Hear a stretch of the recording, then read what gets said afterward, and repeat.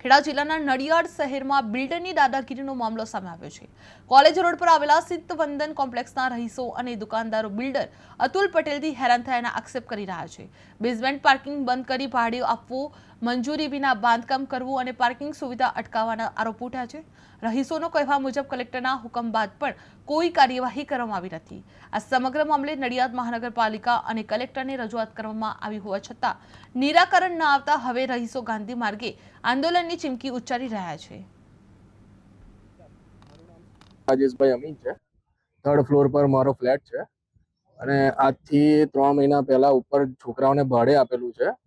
અતુલભાઈ રામભાઈ પટેલ જે બિલ્ડર છે, તો છોકરાઓ ગંદી ગારો બોલતા હતા, તો અમે એમને ઠપકો આપવા ગયા ઉપર, હું ને મારા પપ્પા।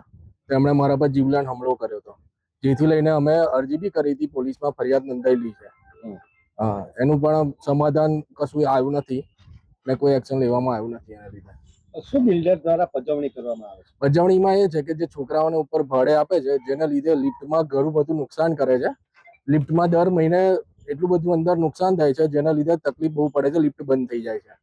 એ બી બિલ્ડરને જણાવેલું છે, તે બી કોઈ સોલ્યુશન આવતું નથી। બિલ્ડિંગની કેટલા માળની પરમિશન હતી અને કેટલા માળ વધારાના આઈડિયા નથી।